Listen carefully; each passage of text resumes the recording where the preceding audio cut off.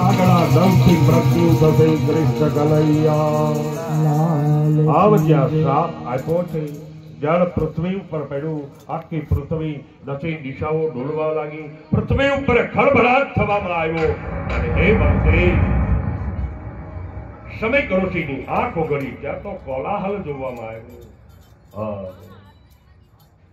શમીક ઋષિ કહે છે ભાઈ દીકરા સંગી આટલા બધા ભેગા કેમ થયા છો આટલો બધો શોર બકોર કેમ સંભળાય છે અને 5 વર્ષનો બાળક પોતાના પિતા આગળ આજે શાબાશી મેળવવા માટે ઉતાવળો કહે છે પિતાજી આ જેને તમારા ગળાની અંદર સર્પ નાખ્યો હતો ને એને મેં યોગ્ય દંડ આપ્યો છે એને યોગ્ય મેં દંડ આપ્યો છે અને શમીક ઋષિ કહે છે દીકરા મને જલ્દી બતાવ તે સર્પ મારા ગળામાં નાખ્યો એને કયો દંડ આપ્યો છે કયો શ્રાપ આપ્યો છે દીકરો કહેવા લાગ્યો પિતાજી જે આ પરીક્ષિત રાજાએ તમારા ગળાની અંદર સર્પ નાખ્યો ને મેં પરીક્ષિત રાજાને શ્રાપ આપ્યો આજથી 7મા દિવસે તક્ષક નાગના દંશથી એનું મૃત્યુ થશે મેં આવો શ્રાપ આપ્યો છે અને આ શ્રાપના શબ્દો વયોવૃદ્ધ એવા શમીક ઋષિએ સાંભળ્યા છે અને શમીક ઋષિ દીકરાને શાબાશી આપવાના બદલે ઠપકો આપવા લાગ્યા અરે દીકરા નીર અપરાધી પરીક્ષિત રાજાને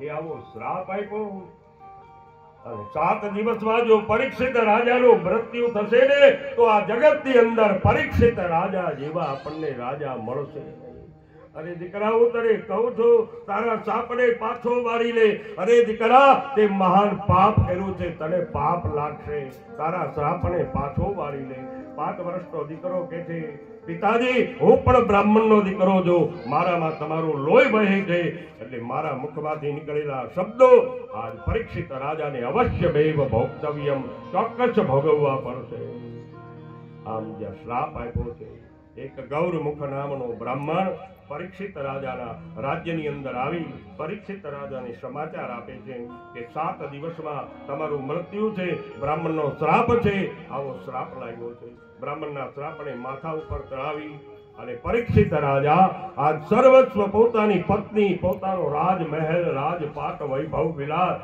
તમામનો ત્યાગ કરી અને એકલા જ પરીક્ષિત રાજા પોતાના ગુરુ એવા કૃપાચાર્ય પાસે જાય અરે ગુરુદેવ મને બ્રાહ્મણનો શ્રાપ લાગ્યો છે મને મૃત્યુની બીક નથી મારે 7 દિવસમાં મોક્ષ જોઈ છે ગુરુદેવ મને મોક્ષ અપાવો એ વખતે કૃપાચાર્ય કહે છે હું તો તને મોક્ષ અપાવું પણ મારી એવી ઈચ્છા છે હમણાં થોડા ટાઈમની અંદર વેદ વ્યાસજી મહારાજ રહ્યા ને એમના ત્યાં દીકરા સુખદેવનો જન્મ થવાનો છે અને આ સુખદેવનો તને મેળો થઈ જાય ને તો તારું કલ્યાણ 7 દિવસમાં તને મોક્ષની પ્રાપ્તિ થઈ જાય હવે મર્મ વાક્યો કહે છે કેવા મર્મ વાક્યો સાંભળેલે પરીક્ષિત આ સુખદેવજી મહારાજ ઓળખાય એવા નથી 16 વર્ષની ઉંમર છે શરીર ઉપર એક કપડું પહેર્યું નથી નગ્ન અવસ્થા તારી જનોઈ પહેરેલી છે ગર્ભના યોગી છે આવા સુખદેવજી મહારાજ છે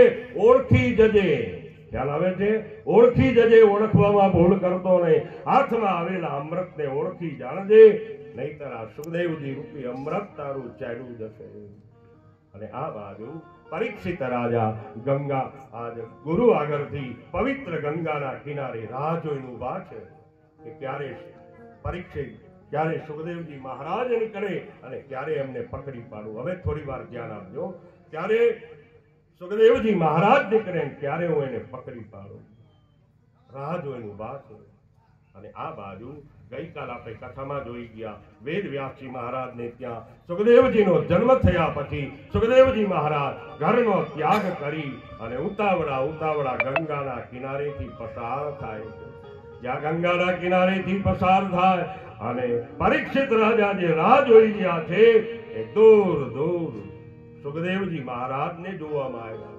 પરીક્ષિત રાજા વિચાર કરે કે આમ જો તો ખરા મારા ગુરુદેવ જેવું વર્ણન કરતા હતા ને એવા જ મારી સામે આ સુખદેવજી આવે ગર્ભના યોગી 16 વર્ષની ઉંમર તાજી જનોય અને બ્રાહ્મણનો દીકરો બસ આ સુખદેવજી લાગે છે અને જેવા સુખદેવજી મહારાજ પરીક્ષિત રાજા આગળથી પસાર થાય ને ત્યાં તો લાકડું પડે એમ દંડવત નમસ્કાર કરે છે ગુરુદેવ હું આપને વંદન કરું ગુરુદેવ હું કર્મથી કુવામાં પડ્યો છું અરે પ્રભુ આજ મને બ્રાહ્મણનો શ્રાપ લાગ્યો છે, મને 7 દિવસમાં મોક્ષની પ્રાપ્તિ કરાવો.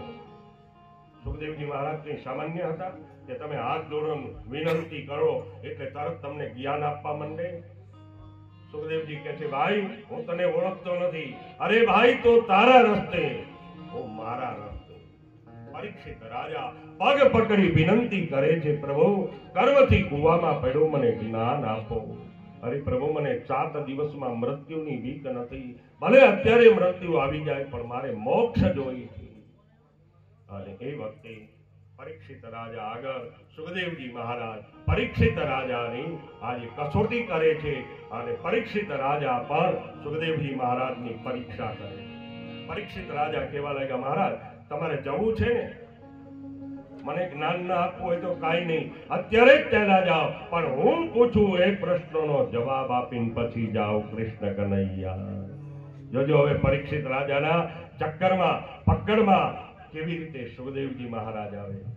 પરીક્ષિત રાજાને કહે છે, બોલ પરીક્ષિત તારો પ્રશ્ન શું છે? પરીક્ષિત રાજાને કહેવા લાગ્યા, એ સુખદેવજી મહારાજ એક સાંકડો રસ્તો હોય, બરોબર ધ્યાન આપજો, એક સાંકડો રસ્તો હોય, આ બાજુથી એક આંધળો માણસ ચાલે આવે છે, આ બાજુ એક દેખતો માણસ આવે છે, વચ્ચે 50 હાથ ઊંડો ખાલી કૂવો છે, એકેય બાજુથી નીકળાય એવું નથી. સમજણ પડે છે? એક સાંકડો રસ્તો હોય, આ બાજુથી આંધળો માણસ આવે છે, આ બાજુથી દેખતો માણસ આવે છે, રસ્તાની વચ્ચોવચ્ચ 50 હાથ ઊંડો ખાલી કૂવો છે, એકેય બાજુથી નીકળાય એવું નથી. મહારાજ મારો પ્રશ્ન એ છે કે આ બાજુથી દેખતો માણસ ચાલતો ચાલતો આવી અને કૂવામાં પડે, મહારાજ પાપ કોને લાગે? કોણ કહે છે? પરીક્ષિત કહે છે, આ બાજુથી ચાલતો ચાલતો માણસ આવી અને કૂવામાં પડે, મહારાજ પાપ કોને લાગે?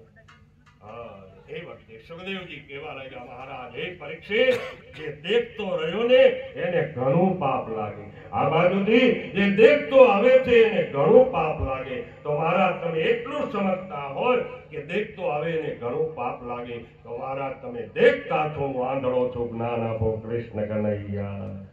ખ્યાલ આવ્યો? જ્ઞાન આપો. અને હું કર્મથી કૂવામાં પડ્યો છું. હવે પરીક્ષિત રાજા પક્કડમાં આવી ગયા, હવે ક્યાં જવાના હતા? સુખદેવજી પરીક્ષિત રાજાએ સુખદેવજી મહારાજની પરીક્ષા કરી છે અને એ વખતે સુખદેવજી મહારાજને એમને જ્ઞાન આપી દે. સુખદેવજી મહારાજે હાથમાં જળ લીધું છે, પરમાત્માને પ્રાર્થના કરે, હે પ્રભુ મેં માતાના ગર્ભની અંદર અને બહાર પૃથ્વી ઉપર જે કંઈ મેં તપ કર્યું હોય આ તપના હિસાબે કરી આખી હસ્તિનાપુર નગરી બળીને ભસ્મ થઈ જાય. જ્યાં પાણી નીચે પડ્યું ને ત્યાં તો હસ્તિનાપુર નગરીની અંદર દવ લાગ્યો છે, અગડી લાગ્યો, આખી હર હર કરતે આ હસ્તિનાપુર નગરી બળી રહી છે. પરીક્ષિત રાજાની પત્ની, પરીક્ષિત રાજાની પ્રજા બાંચવું બચાવના નાદ કરે છે અને આ દ્રશ્ય પરીક્ષિત રાજાને દેખાડવામાં આવ્યું છે. અને હવે સુખદેવજી મહારાજ કહેવા લાગ્યા, પરીક્ષિત એક કામ કર, આમ જો તારી હસ્તિનાપુર નગરી બળી રહી છે, તારી પત્ની બળી રહી છે, તારા દીકરાઓ, તારી પ્રજા તમામ આજ હસ્તિનાપુર નગરી બળી રહી છે, એક કામ કર, એ બધાને ઓલવી આવો, એ બધાને ઓલવી આવ, શાંત પાડી આવ, પછી હું તને જ્ઞાન આપું કૃષ્ણ કનૈયા. બધાને શાંત પાડી આવ, પછી હું જ્ઞાન આપું. અને એ વખતે પરીક્ષિત રાજા કહેવા લાગ્યા, હે ગુરુદેવ હવે હાથમાં આવેલા અમૃતને હું તર છોડું? અરે ગુરુદેવ મેં તો સર્વસ્વ તમારા ચરણમાં અર્પણ કર્યું છે. અરે ગુરુદેવ ત્વમેવ માતા ચ પિતા ત્વમેવ તમેવ બંધો ચ સખા ત્વમેવ, સર્વસ્વ મેં તમારા ચરણમાં અર્પણ કર્યું છે. અરે ગુરુદેવ એક કામ કરો, તમને દાખતું હોય તો તમે જઈને ઓલવી આવો. ખ્યાલ આવે છે? જો તમને દાખતું હોય ને તો તમે ઓલવી આવો, મેં તો સર્વસ્વ તમારા ચરણમાં અર્પણ કર્યું છે. અને હવે સુખદેવજી મહારાજને ખ્યાલ આવી ગયો કે પરીક્ષિત રૂપી પાત્ર મજબૂત બન્યું છે. આ પરીક્ષિત રૂપી પાત્રની અંદર હું ભાગવત રૂપી જો જ્ઞાન પીરસીશ ને તો છલકાશે નહીં, આ જ્ઞાનને જીરવી શકશે. આ પાત્ર મજબૂત બન્યું છે. હે રાજન, આજે પરીક્ષિત રાજાને આજે મક્કમતાથી પરીક્ષિત રાજા આજે એકાકાર બન્યા છે અને હવે અહીંયાથી આપણી કથા પાટા ઉપર ચડે છે. અત્યાર સુધી હખડ ડખડ હાલતું હતું. શુદ્ધ પુરાણિક ને શૌનક આદિ ઋષિઓ અને 4 સનત કુમારો, નારદ મુનિ, આ બધું હાલતું હતું. હવે આપણી કથામાં 2 જ વ્યક્તિ આવશે. સુખદેવજી મહારાજ કથા કરશે અને એની સામે પરીક્ષિત રાજા 7 દિવસ એક આસન ઉપર બેસી ભાગવત કથાની શ્રવણ કરશે. તો સુખદેવજી મહારાજ પવિત્ર ગંગાનો કિનારો છે.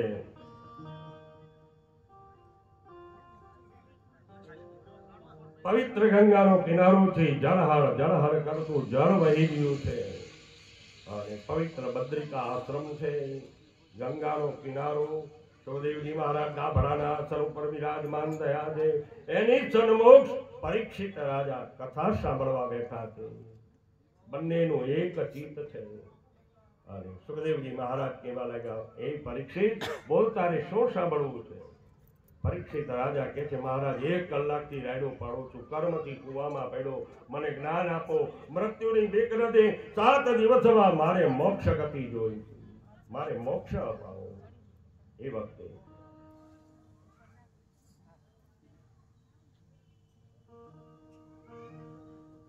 વખતે સુખદેવજી મહારાજ કહેવા લાગ્યા, પરીક્ષિત, સાંભળી લે, તારે હજી 7 દિવસ બાકી છે ને, તારે હજી તારા મૃત્યુના 7 દિવસ બાકી છે.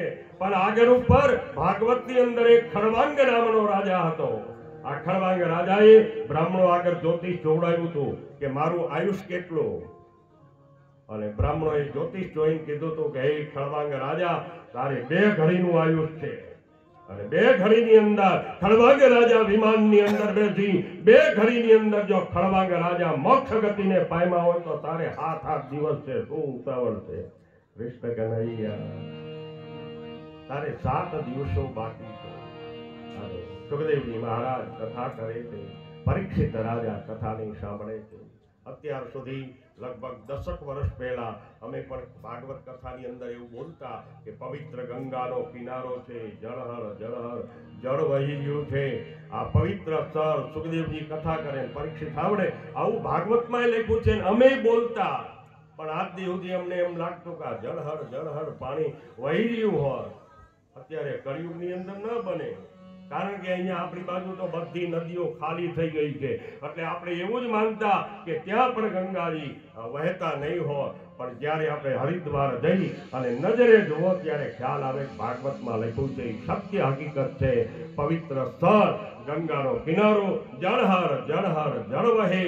અને સુખદેવજી શુક્લ તીર્થની અંદર ભાગવત કથા કરી અને પરીક્ષિત રાજા કથા સાંભળે. અને આ કથાની વાયકા 10 દિશાઓની અંદર ફેલાણી છે. દેશ દેશના રાજા મહારાજાઓ કથા સાંભળવા આવ્યા છે. કિન્નરો આવ્યા છે, ગંધર્વો આવ્યા છે, ઋષિમુનિઓ આવ્યા છે, દેવતાઓના પત્નીઓ આવ્યા છે. આ પૃથ્વી ઉપરના વૃક્ષો એ પણ સ્ત્રીઓના રૂપ લઈ લઈને ભાગવત કથા સાંભળવા આવ્યા છે. આ પૃથ્વી ઉપર જેટલી નદીઓ છે, આ નદીઓ સ્ત્રીઓના રૂપ લઈ લઈ ભાગવત કથા સાંભળવા માટે આવ્યા છે. એક જ ધારી કથા ચાલુ થાય છે. એ રાજા પરીક્ષિત, આ મેં તારી આગળ સુંદર મજાની આજે પરીક્ષિત કર્મફળની કથાને કઈ સંભળાવી. જે કોઈ મનુષ્ય પવિત્ર કથા સાંભળે સંભળાવે. ઇતિ શ્રીમદ ભાગવતે પ્રથમ સ્કંદે 19મો અધ્યાયને આપણો અહીંયા પ્રથમ સ્કંદ પૂરો કરવામાં આવે છે. કૃષ્ણ કનૈયા લાલ. સોમવારે નમો શંકર દેવ.